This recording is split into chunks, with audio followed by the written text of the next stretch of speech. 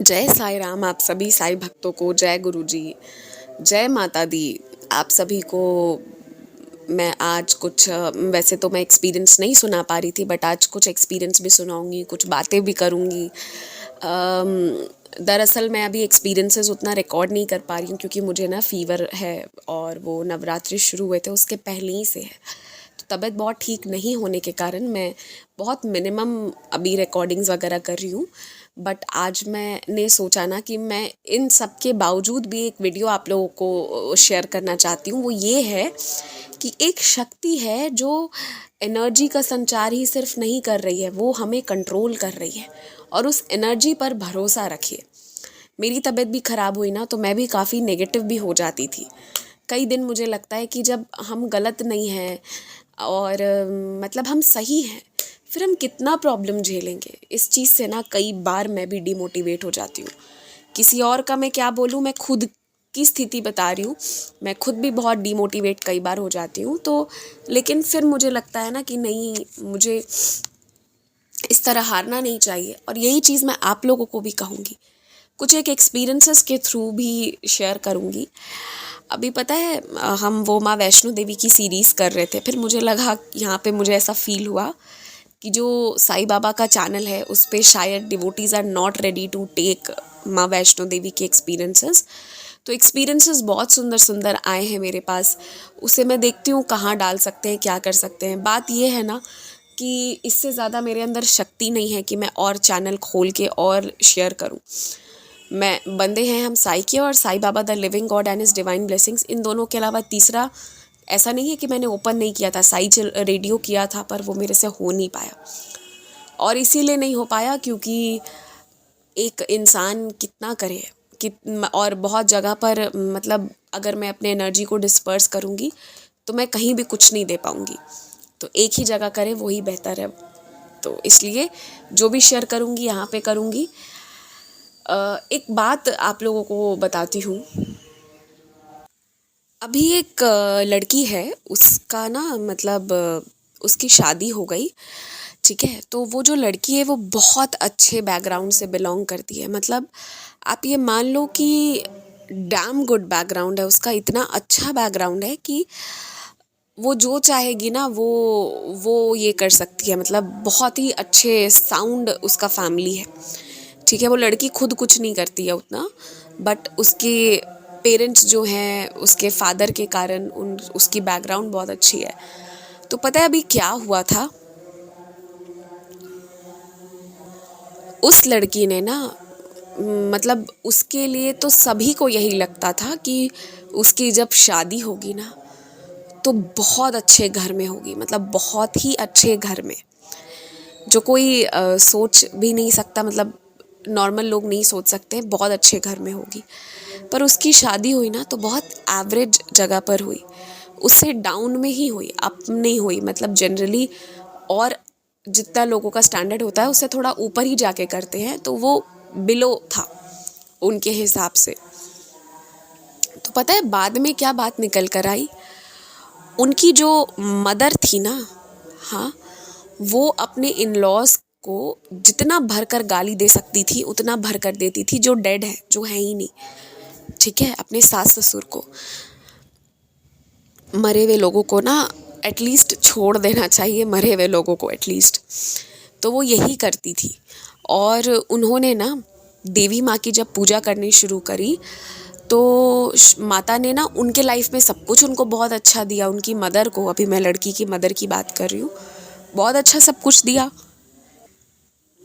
तो उनको ना धीरे धीरे ये लगने लगा, मन में घमंड भी आ जाता है ना इंसान के कि अरे ये देवी तो मेरे साथ खड़ी है, मेरे साथ खड़ी है। हाँ, देवी हर एक उस इंसान के साथ खड़ी है जो सच्चा है। लेकिन उनके मन में ये बात आ गई कि अरे ये तो मेरे साथ हैं। उसको उन्होंने बहुत नेगेटिव वे में यूज़ करना शुरू किया। बैठकर जाप करती, माँ बांग्ला मुखी के भी पूजा करती, तंत्र क्रिया कराती। और जो फैमिली में जो लोगों को उनकी सपोर्ट चाहिए थी ना, अगर फैमिली में कोई एक अच्छे स्टेटस पे है, अच्छी जगह पे है, तो कोई किसी का पैसा या ये सब नहीं चाहता है, पर एक मेंटल सपोर्ट जो होती है ना, जो इंसान अच्छे स्टेटस पे नहीं, आप उसको एक मेंटल सपोर्ट दो ना, वही इंसान फैमिली से डिज़ायर करता है। तो उन्होंने ना उन लोगों को और गिराया, अपने परिवार के, अपने हस्बैंड के रिलेटिव्स को और गिराया, और अपने रिलेटिव्स को जो चौपट थे बिल्कुल, जो कुछ नहीं करने वाले थे, बेरोज़गार रहने वाले थे, उन सबको अपने हस्बैंड की कमाई से उनकी नैया पार लगाई। अब पता है वो जो देवी है ना, वो बैठ के सब देखती है। इन्होंने तो जिनके लिए खराब किया, उस व्यक्ति के लाइफ में खराब हुआ, उस व्यक्ति के लाइफ में असर पड़े, लेकिन बाद में क्या हुआ पता है?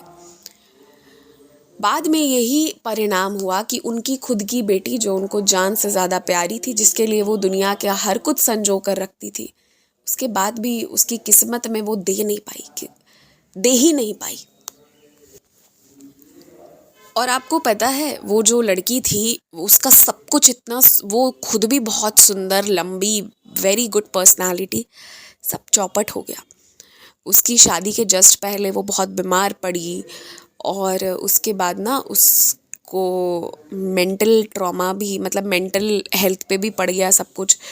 तो मैं ये चीज़ पता है क्यों बता रही हूँ आप लोगों को? एक शक्ति है जो हर एक चीज़ का संचार करती है। जब कोई व्यक्ति गलत करता है ना, उसके पास वही लौट कर आता है।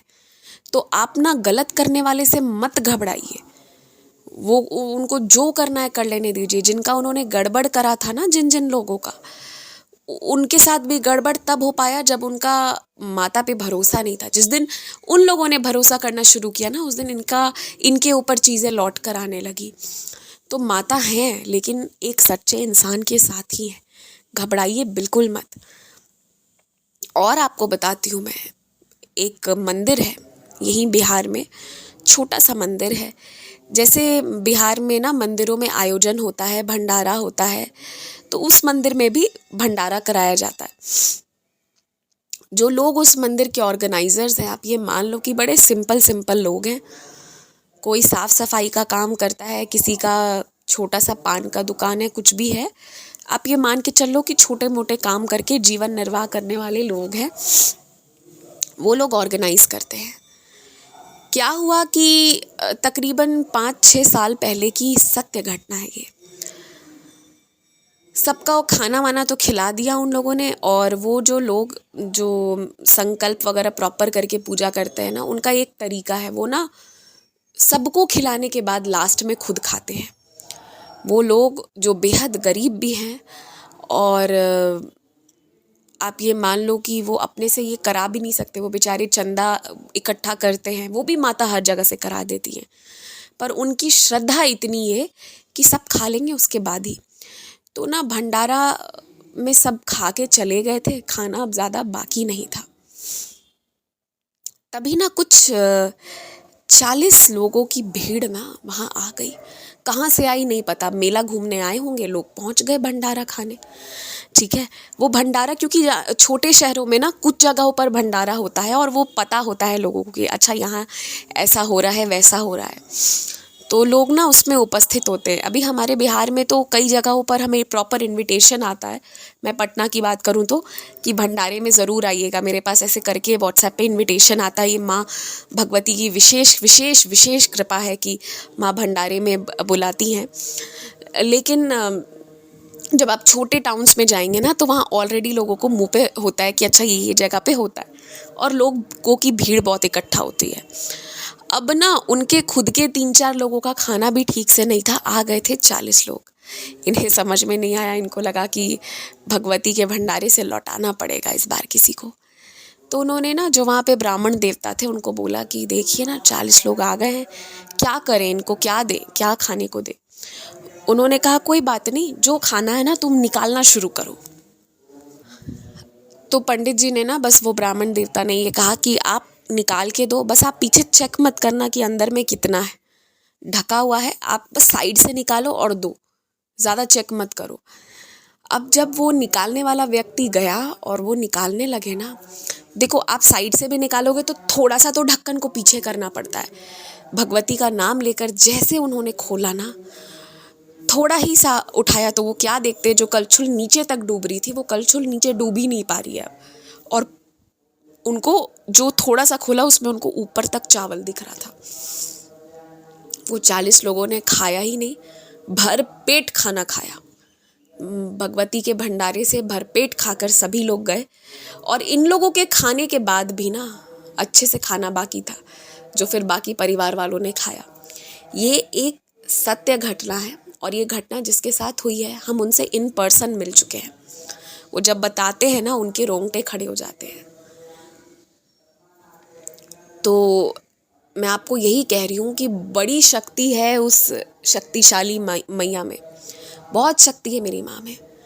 आप ना भरोसा रखो उन पर, किसी इंसान से कोई एक्सपेक्टेशन नहीं, और किसी इंसान के प्रति कुछ गलत सही नहीं है। एक पता है, एक धुन होती है, एक माँ का धुन है। मैं इसे नशा शब्द नहीं कहना चाहती हूँ, वो नेगेटिव शब्द होता है, पर एक धुन है। उस धुन में ना बस थिरकते रहो, झूमते रहो। मेरी माँ का धुन है वो। जो हो रहा है माँ की मर्जी से, जो देखेंगी सब माँ, सब मेरी मैया, बस इतनी ही धुन पे आप चलते रहो। वो सब कुछ लाकर आपके चरणों में रख देंगी। आप बस उनके चरणों की ईमानदारी से सेवा करते रहो। मैं बस यही आप लोगों को शेयर करना चाह रही थी कि एक शक्ति है जो हर एक चीज़ का संचार कर रही है। उसने बराबर हिसाब रखा है कि कौन क्या कर रहा है, किसकी नीयत में क्या है। और आपको क्या लगता है, ये जिन लोगों के साथ हुई, ये लोग क्या हर वक्त अच्छा सोचते हैं? नहीं, ऐसी बात नहीं है। इनके मन में भी छल कपट आता है, इनके मन में भी पैसों का लालच आता है, इनके मन में भी ये आता है कि अपना प्रमोशन, किसी का डिमोशन कैसे ले ले। ये सारी चीज़ें आती हैं, पर ये मन में आती है। इसको ना उतारते नहीं हैं अपने कर्म में, बस वो सोचते हैं कि बस माता देख लेंगी। और मैंने तो ऐसे पागल लोगों को देखा है ना, जो मतलब बस कुछ भी होगा ना तो उनके घर पे मंदिर जिस दिशा में, उस दिशा में घूम के वहीं पे प्रणाम करना शुरू करते हैं। मेरी मैया ने सुन लिया, और माता रानी उनकी सुनती भी है सच में। तो be a simple good devotee, बस यही बात है। फिर ना कौन क्या कह रहा है, क्या कर रहा है, इस पे ज़्यादा दिमाग मत लगाइए। इसमें पड़ेंगे तो प्रॉब्लम आएगी। बस यही कहना चाहती हूँ। जय साई राम।